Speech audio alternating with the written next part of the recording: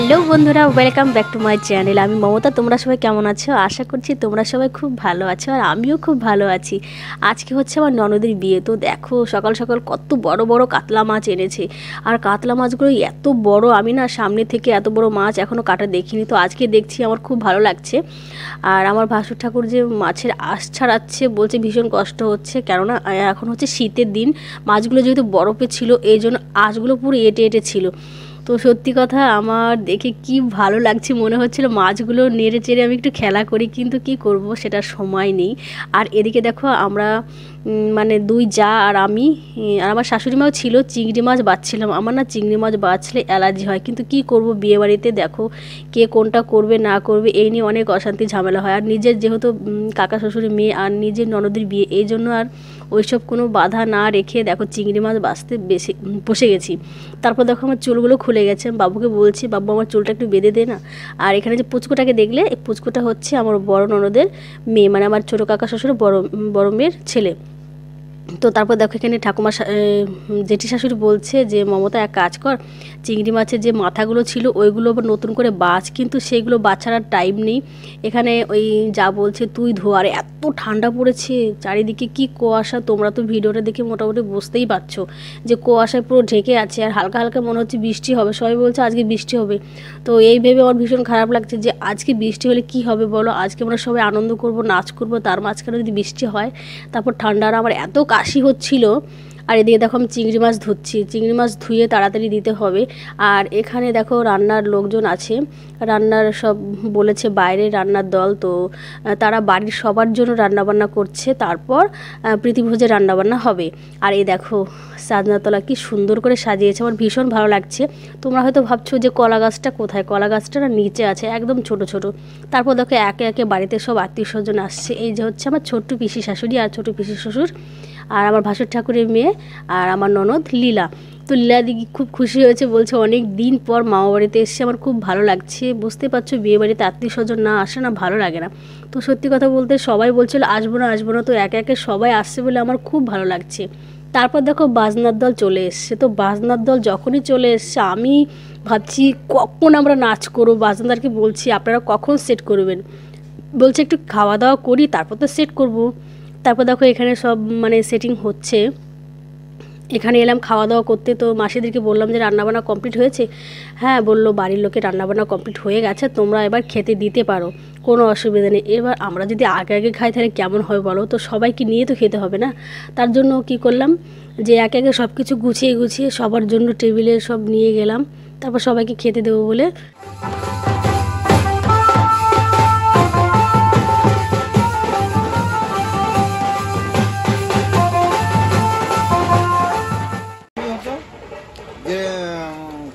তোমাদের পৌঁছে দেওয়ার দায়িত্ব, পৌঁছে দেওয়ার দায়িত্ব অ্যাড্রেস দিয়ে দেবে। দোকানদারের সাথে কথা বললে ঠিক আছে, ভাড়া কেটে নেবে, ভাড়া নিয়ে নেবে, কি আছে আমি বিক্রি নিয়ে চলে যাবো।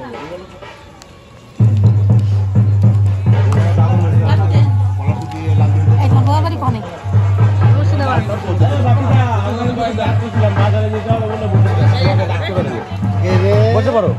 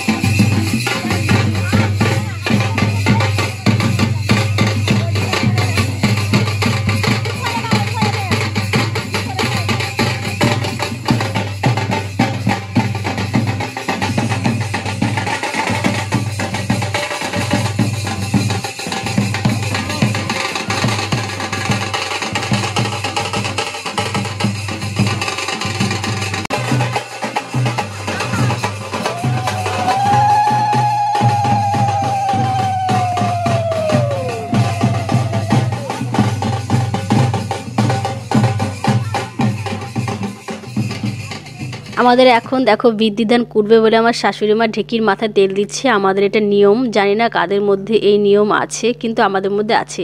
তো এটা হচ্ছে আমার ছোটো কাকি শাশুড়ি মা, আর যিনি সিঁদুর কৌটো ধরে আছেন তিনি হচ্ছে আমার নোয়া কাকি শাশুড়ি মা। তোমরা হয়তো অনেকে চেনো না, তোমরা চিনে নাও, আর যারা যারা চেনো তাদেরকে তো বলতেই হবে না।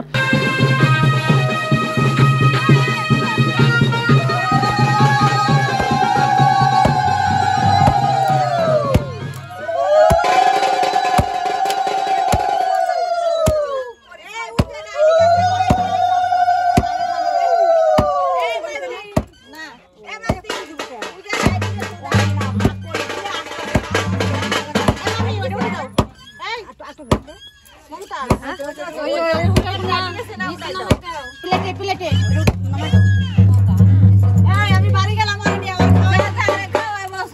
করাবো মনে হয়।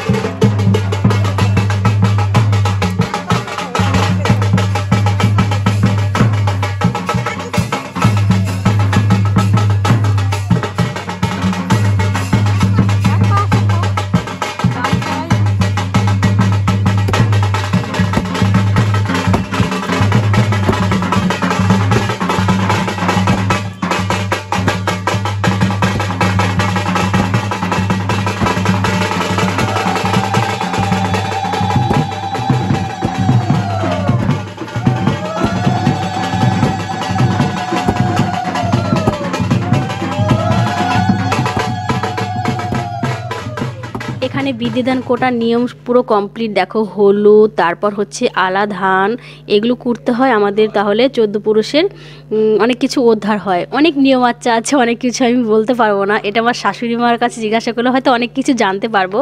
আর দেখো পান মুখে দিয়ে তারপর কিন্তু বিধিধানটা করতে হয়, কেননা পান মুখে দিতে হয় এই জন্য যে কারোর সঙ্গে কথা বলা যাবে না। আর এই নিয়মটা হয়তো মেয়ের মা করবে, বা মেয়ের জেঠিমা, বা মেয়ের কাকিমা। তো যেহেতু আমার ননদ ছোট, তো সব আর নেই আমার কাকিমার, তো এই জন্য আমার কাকিমাই এই কাজটা করলো।